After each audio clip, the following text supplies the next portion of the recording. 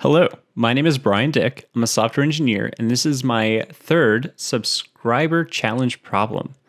Today's problem is the factorials of large numbers. It is from geeksforgeeks.org, and it has a difficulty of medium and an accuracy of 51.61%. It's pretty simple. It says, given an integer n, find its factorials. And then it says your task, you don't need to read, input, or print anything. Complete the function factorials that takes an integer n as input parameter and returns a list of integers denoting the digits that make up the factorial n. Okay, so I was asked specifically to go over the mathematical part of this problem as they're finding it a little bit confusing. Perhaps they looked up a solution online for the algorithm, but they don't understand how it works. So first, we're going to go into the basics here. So what is a factorial? A factorial is a special number where we take the results of all of the, so like 1 to n, we're going to do n times n minus 1 times n minus 2 times n minus 3, all the way till we get to n minus 1, or 1, whichever way you want to look at that. You can also go the other way. So you could go all the way starting at 1, going all the way up to n. So like in this example here, we have 1 times 2, which is equal to 2. So that 2 then goes here.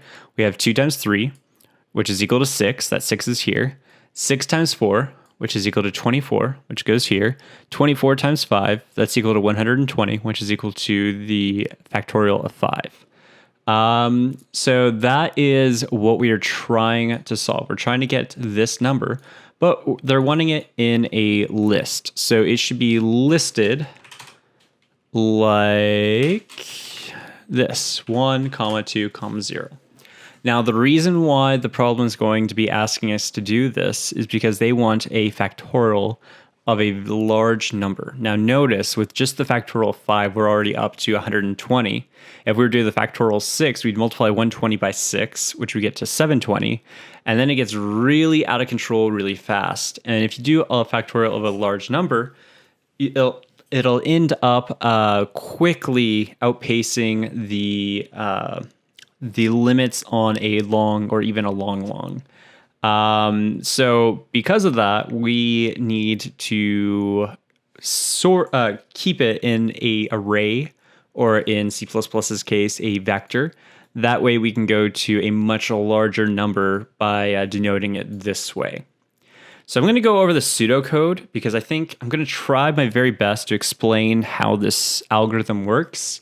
And I think going through the pseudocode and going through a partial example will make a lot of sense. But I'm going to give you a high-level overview of what we're trying to achieve here.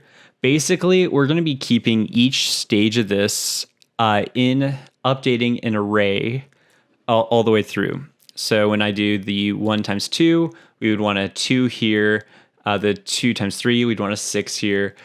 What gets interesting is once you start getting into double digits, we are actually going to want to have our least significant value first in the array, and then our most significant value towards the end.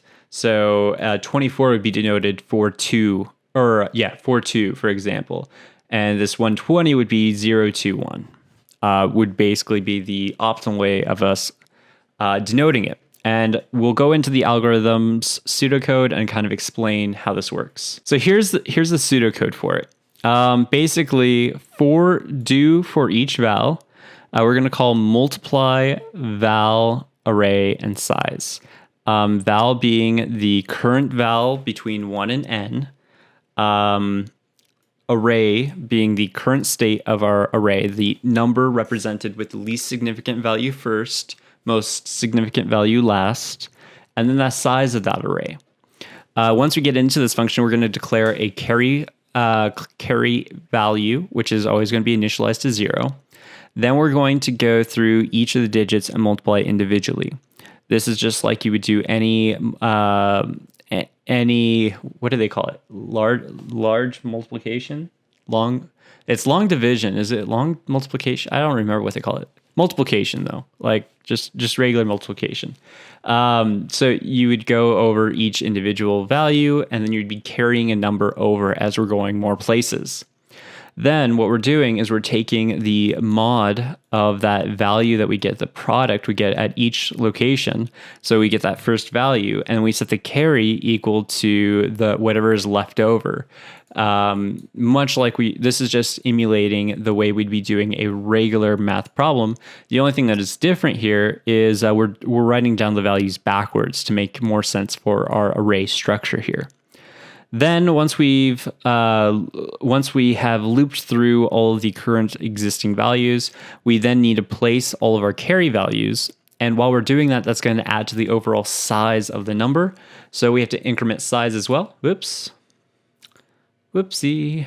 And then we're just going to be adding each of the digits until there is no more carry. Incrementing the size as we're adding in these new digits.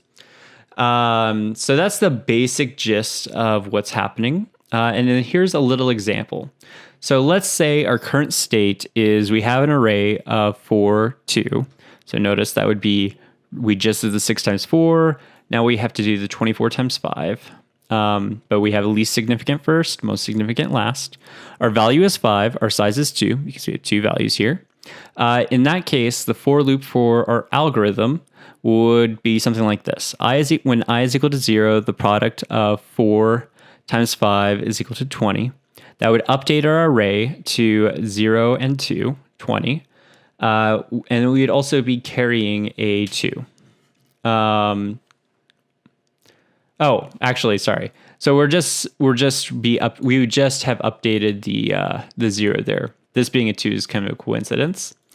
Anyhow, so we'd have the 0, we'd be carrying over a 2.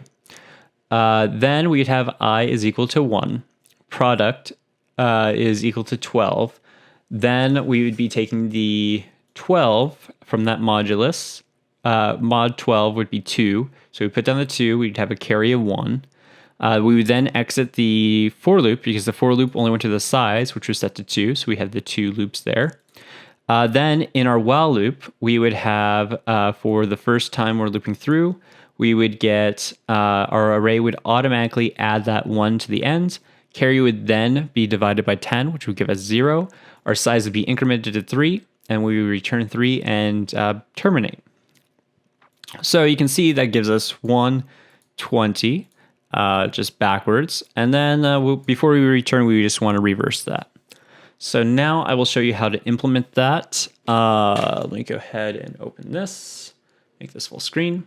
So let me go ahead and zoom in. Oh, that's out. Zoom in a little bit. So right here, we'll do our integer multiply. And we're going to take in, like I said, the int val, the vector of int reference to the results, and an integer representing the size. And then as soon as we get in here, we're going to call and declare an int carry, set that equal to 0. And we're going to say for int I is equal to 0, I is less than the size, and we're going to increment I. Then inside of here, we are going to get the product. So int product is equal to the array at the current value. So res sub I multiplied by the value times val plus the carry. Then we're going to update this is digit. So res sub I is now equal to product mod 10. That gives us the first value of the product. Then we are going to update our carry. So carry is equal to product divided by 10, which would just get rid of the first value and give us the rest of the number. And that carries on. So we loop through that until we're out. Once we're out, we say, well, carry is not equal to 0, then we are going to say res dot push back carry mod 10. So it is possible to have a double-digit carry or even a triple-digit carry. Well, no, just double-digit carry, I guess. Anyway, so we'll go ahead and put that mod there. And then we are going to update our carry. So we're going to say carry divide equals 10. So we're dividing our carry by 10, dropping a variable. And we're going to increment our size. Plus plus on size. And then once we get out of that while loop, we just return size. That way we are able to carry it over to our return. So that is our multiply function. Now we just need to call this for all values for the factorial. So now we'll go to the factorial method. And over here, we will say we need an int size is equal to 1, a vector of int called results. I'm going to say res.push back a 1, because we'll always have a 1 to begin with. And then we're going to say, let's see here. So for int I is equal to 0, actually we want to start at 2, because the 1 times thing doesn't really matter. So we'll start at 2.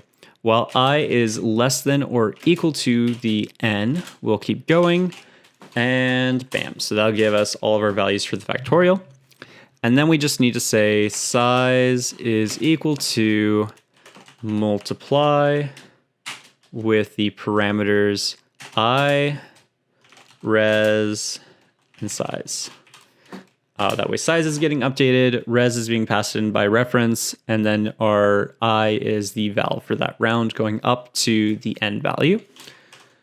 Now, once we get through with this for loop, we should have the proper value in the form of res. However, it will be backwards. So to switch that around, we'll call std standard library reverse with res.begin, comma, res.end. And all this is a nice little library call that reverses our array for us. And then after that's reversed, we can just simply return res, like so. Okay, so we will go ahead and escape here. I will make this all a little bit smaller so we can actually see. And we can hit compile and run. So we're compiling, running, boom. We get the right value there. We press the submit. And we did it. Execution time in 0.24 seconds. Not bad at all. So there you have it. That's how you solve the factorials of large numbers. I hope this was a huge help to you. And I hope that it now, not only do you know how to solve it, but you also understand why this works and the math behind this type of algorithm. I saw you also had another problem listed beneath this one. I'll get to that in the next couple of days as well. But thanks for watching. Please make sure that you hit the like button, leave a comment down below with any additional requests, and subscribe for more content. Thanks for watching. Bye-bye.